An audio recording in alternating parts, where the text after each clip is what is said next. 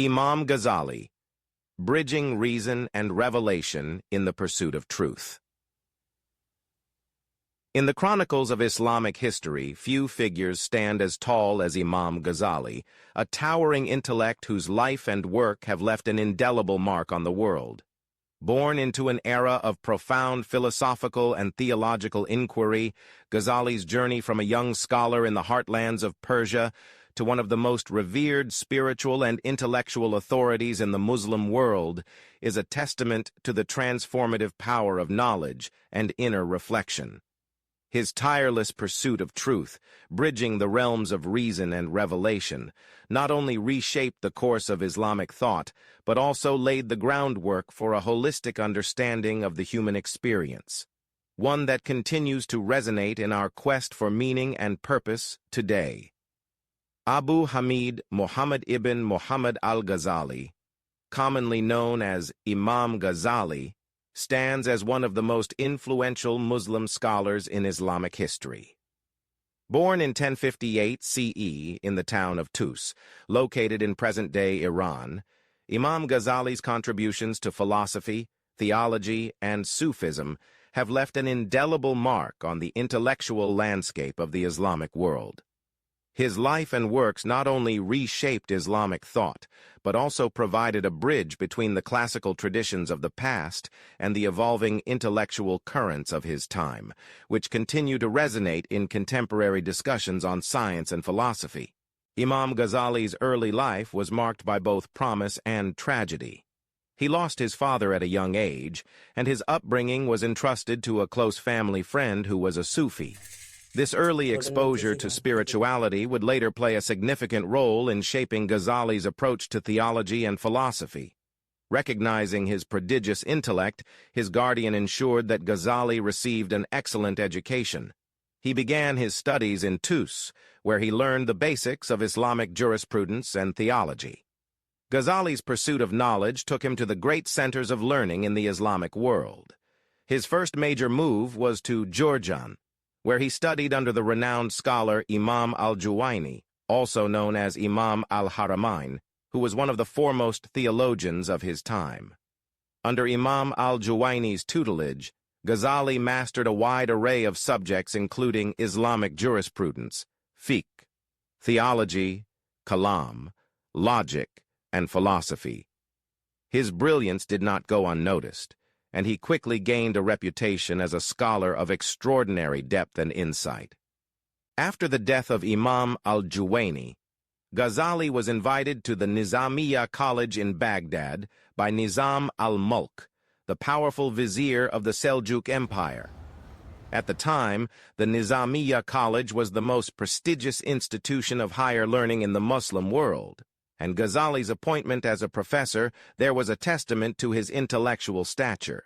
His lectures attracted students from all over the Islamic world, and he became known as Hujjat al-Islam, or the Proof of Islam, for his ability to articulate and defend Islamic orthodoxy against the philosophical challenges of his day. Despite his success, Ghazali was not content with merely being a scholar in the traditional sense. He was increasingly troubled by the contradictions he perceived between the theoretical knowledge he possessed and the spiritual fulfillment he sought.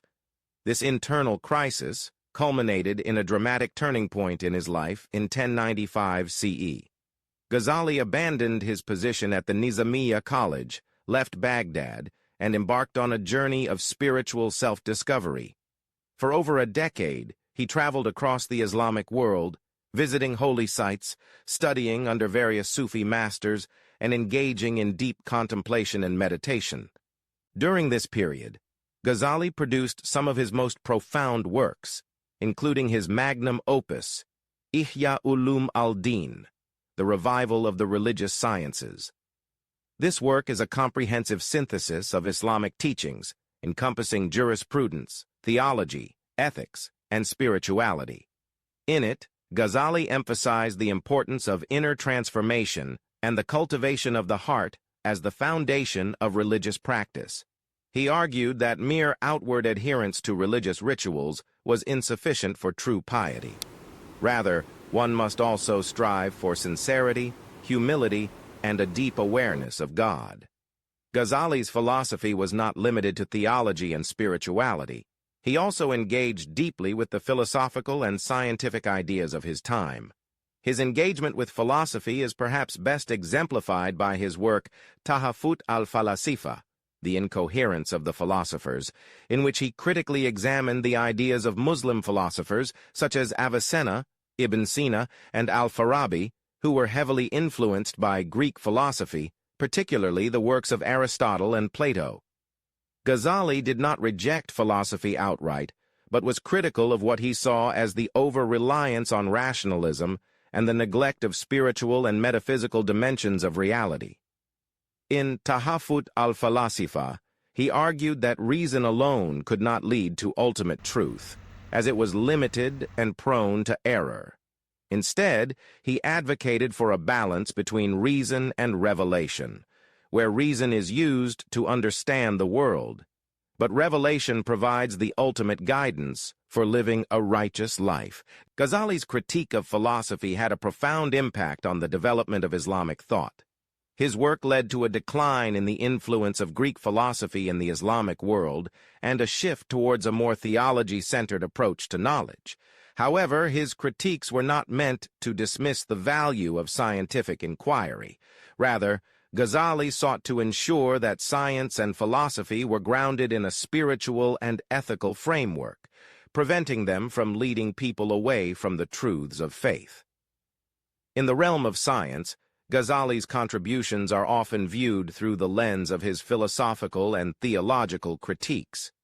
His emphasis on causality and his argument that natural laws are not independent entities, but are sustained by the will of God, had significant implications for the development of science in the Islamic world.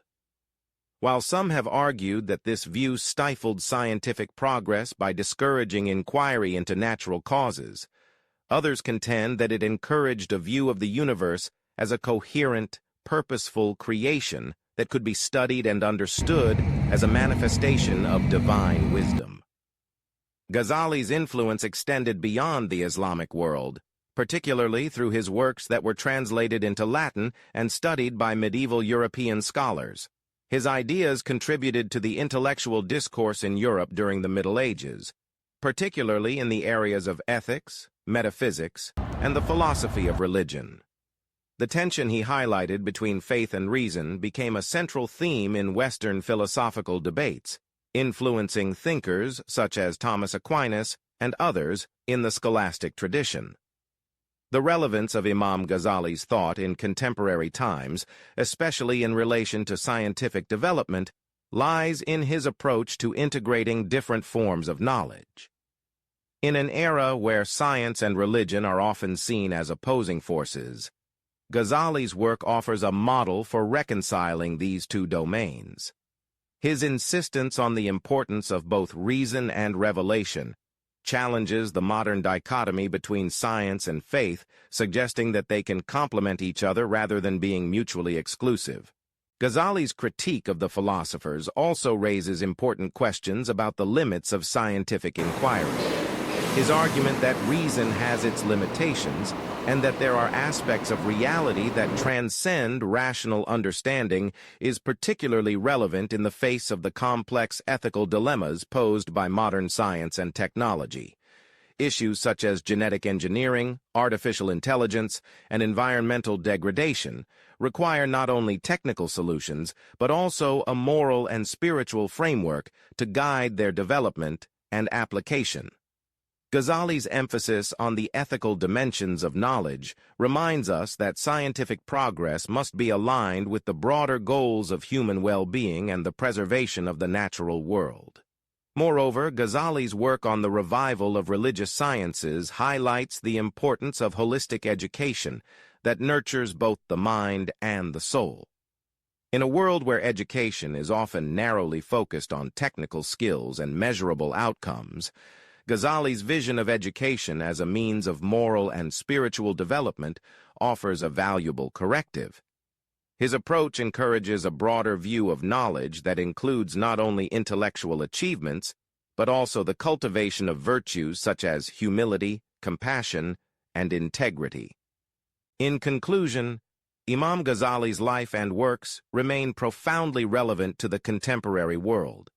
His integration of diverse fields of knowledge, his critique of the limitations of reason, and his emphasis on the ethical dimensions of science and philosophy provide valuable insights for addressing the challenges of our time.